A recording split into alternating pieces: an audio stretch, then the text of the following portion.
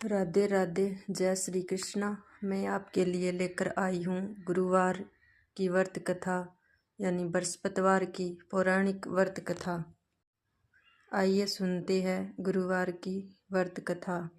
गुरुवार व्रत करने से बृहस्पति देवता प्रसन्न होते हैं। यह व्रत अत्यंत फलदायी है। अग्नि पुराण के अनुसार अनुराधा नक्षत्र युक्त गुरुवार से आरंभ करके 7 गुरुवार व्रत करने से बृहस्पति ग्रह की हर पीड़ा से मुक्ति मिलती है। बृहस्पतिवार की व्रत कथा। प्राचीन समय की बात है। एक नगर में एक बड़ा व्यापारी रहता था। वह जहाजों में माल लदवाकर दूसरे देशों में भेजा करता था। वह जिस प्रकार अधिक धन कमाता था उसी प्रकार जी खोलकर दान भी करता था। परंतु उसकी पत्नी अत्यंत कंजूस थी। वह किसी को एक दमड़ी भी नहीं देने देती थी। एक बार सेठ जब दूसरे देश व्यापार करने गया तो पीछे से बृहस्पति देव ने साधु वेश में उसकी पत्नी से भिक्षा मांगी। व्यापारी की पत्नी बृहस्पति देव से बोली, हे साधु महाराज, मैं इस दिन दान और पुण्य से तंग आ गई हूँ। आप कोई ऐसा उपाय बताए जिससे मेरा सारा धन नष्ट हो जाए और मैं आराम से रह सकूँ। मैं यह धन लूटता हुआ नहीं देख सकती। बृहस्पति देव ने कहा, हे देवी, तुम बड़ी विचित्र हो। संतान और धन से कोई दुखी होता है। अगर अधिक धन है तो इसे शुभ कार्यों में लगाओ। कुंवारी कन्याओं का विवाह कराओ। विद्यालय और बाग बगीचों का निर्माण कराओ। ऐसे पुण्य कार्य करने से तुम्हारा लोक परलोक सार्थक हो सकता है। परंतु साधु की इन बातों से व्यापारी की पत्नी खुशी नहीं हुई। उसने कहा, मुझे ऐसे धन की आवश्यकता नहीं है जिसे मैं दान दे दूं। तब बृहस्पति देव बोले, यदि तुम्हारी ऐसी इच्छा है तो तुम एक उपाय करना। 7 बृहस्पतिवार को घर को गोबर से लीपना, अपने केसों को पीली मिट्टी से धोना, केसों को धोते समय स्नान करना, व्यापारी से हजामत बनाने को कहना, भोजन में मांस मदिरा खाना, कपड़े अपने घर धोना। ऐसा करने से तुम्हारा सारा धन नष्ट हो जाएगा। इतना कहकर बृहस्पति देव अंतर ध्यान हो गए। व्यापारी की पत्नी ने बृहस्पति देव के कहे अनुसार 7 बृहस्पतिवार वैसा ही करने का निश्चय किया। केवल 3 बृहस्पतिवार बीते थे कि उसी समय समस्त धन संपत्ति नष्ट हो गई और वह परलोक सिधार गई। जब व्यापारी वापस आया तो उसने देखा कि उसका सब कुछ नष्ट हो चुका है। उस व्यापारी ने अपनी पुत्री को सांत्वना दी और दूसरे नगर में जाकर बस गया। वहाँ वह जंगल से लकड़ी काट कर लाता और शहर में बेचता। इस तरह वह अपना जीवन व्यतीत करने लगा।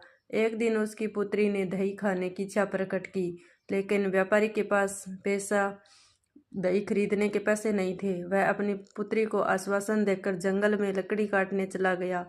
वहाँ एक वृक्ष के नीचे बैठ अपनी पूर्व दिशा में विचार कर रोने लगा।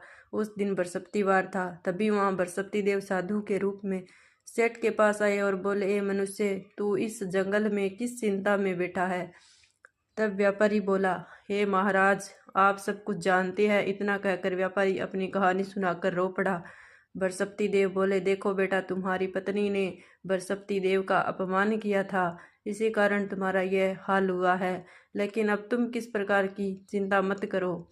तुम गुरुवार के दिन बृहस्पति देव का पाठ करो। 2 पैसे के चने और गुड़ को लेकर जंगल के लोटे में शक्कर डालकर वह अमृत कौर प्रसाद अपने परिवार के सदस्यों और कथा सुनने वालों में बांट दो। स्वयं भी प्रसाद और चरणामृत लो। भगवान तुम्हारा अवश्य कल्याण करेंगे। साधु की बात सुनकर व्यापारी बोला, महाराज, मुझे तो इतना भी नहीं बचता कि मैं अपनी पुत्री को दही ला कर दे सकूं। इस पर साधु जी बोले, तुम लकड़ियां शहर में बेचने जाना, तुम्हें लकड़ियों के दाम पहले से चौगुने मिलेंगे, जिससे तुम्हारे सारे कार्य सिद्ध हो जाएंगे। उसने लकड़ियां काटी और शहर में बेचने के लिए चल पड़ा। उसकी लकड़ियां अच्छे दाम में बिक गई, जिससे उसे अपनी पुत्री के लिए दही लिया और गुरुवार की कथा हेतु चना गुड़ लेकर कथा की और प्रसाद बांट कर स्वयं भी खाया। उसी दिन से उसकी सभी कठिनाइयां दूर होने लगी। परंतु अगले बृहस्पतिवार को वह कथा करना भूल गया। अगले दिन वहां के राजा ने एक बड़े यज्ञ का आयोजन कर पूरे नगर के लोगों के लिए भोज का आयोजन किया। राजा की आज्ञा अनुसार पूरा नगर राजा के महल में भोज करने गया। लेकिन व्यापारी व उसकी पुत्री तनिक विलंब से पहुंचे। अतः उन दोनों को राजा ने महल में ले जाकर भोजन कराया। जब वे दोनों लौट कर आए तब रानी ने देखा कि उसकी खूंटी पर टंगा हार गायब है। रानी को व्यापारी और उसकी पुत्री पर संदेह हुआ कि उसका हार उन दोनों ने ही चुराया है। राजा की आज्ञा से उन दोनों को कारावास की कोठरी में कैद कर दिया गया। कैद में पड़कर दोनों अत्यंत दुखी हुए। वहां उन्होंने बृहस्पति देवता का स्मरण किया। बृहस्पति देव ने प्रकट होकर व्यापारी को उसकी भूल का आभास कराया और उन्हें सलाह दी कि गुरुवार के दिन कैद खाने के दरवाजे पर तुम्हें 2 पैसे मिलेंगे। उनसे तुम चने और मुनका मंगवाकर विधिपूर्वक बृहस्पति देवता का पूजन करना। तुम्हारे सब दुख दूर हो जाएंगे। बृहस्पतिवार को कैद खाने के द्वार पर उन्हें 2 पैसे मिले। बाहर सड़क पर एक स्त्री जा रही थी। व्यापारी ने उसे बुलाकर गुड़ और चने लाने को कहा। इस पर वह स्त्री बोली, मैं अपने बहू के लिए गहने लेने जा रही हूँ, मेरे पास समय नहीं है। इतना कहकर वह चली गई। थोड़ी देर बाद वहां से एक और स्त्री निकली। व्यापारी ने उसे बुलाकर कहा कि हे बहन, मुझे बृहस्पतिवार की कथा करनी है, तुम मुझे 2 पैसे का गुड़ चना ला दो। बृहस्पति देव का नाम सुनकर वह स्त्री बोली, भाई मैं तुम्हें अभी गुड़ी चना लाकर देती हूँ। मेरा इकलौता पुत्र मर गया, मैं उसके लिए कफन लेने जा रही थी, लेकिन मैं पहले तुम्हारा काम करूंगी, उसके बाद अपने पुत्र के लिए कफन लाऊंगी। वह स्त्री बाजार से व्यापारी के लिए गुड़ चना ले आई और स्वयं भी बृहस्पति देव की कथा सुनी। कथा के समाप्त होने पर वह स्त्री कफन लेकर अपने घर गई। घर पर लोग उसके पुत्र की लाश को राम नाम सत्य कहते हुए शमशान ले जाने की तैयारी कर रहे थे। स्त्री बोली, मुझे अपने लड़के का मुख देख लेने। अपने पुत्र का मुख देखकर उस स्त्री ने उसके मुंह में प्रसाद और चरणामृत डाला। प्रसाद और चरणामृत के प्रभाव से वह पुनः जीवित हो गया। पहली स्त्री जिसने बृहस्पति देव का निरादर किया था, वह सब अपने पुत्र के विवाह हेतु पुत्र वधू के लिए गहने लेकर लौटी, और जैसे ही उसका पुत्र घोड़ी पर बैठकर निकला, वैसे ही घोड़ी ने उसे उछाल मारी कि वह घोड़ी से गिरकर मर गया। वह स्त्री देखकर बृहस्पति देव से क्षमा याचना करने लगी।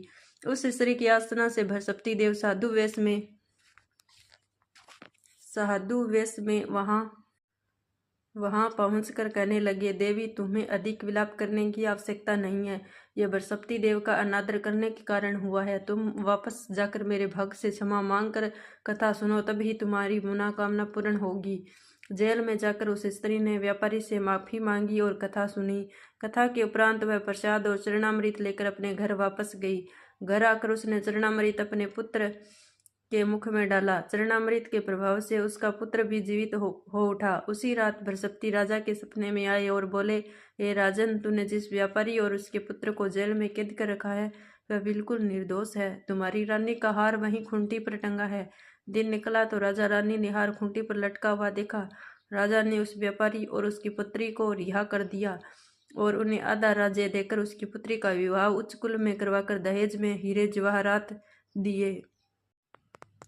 जो व्यक्ति श्रद्धा भाव से गुरुवार को भगवान विष्णु और बृहस्पति देव की पूजा करता है और गुरुवार व्रत की कथा कहता है और सुनता है, उसकी गरीबी और कष्ट को भगवान विष्णु और बृहस्पति देव दूर कर देते हैं। गुरुवार के दिन सूर्योदय से पहले निवृत्त होकर पीले रंग के वस्त्र पहने, इसके बाद पूरे घर में गंगा जल छिड़के।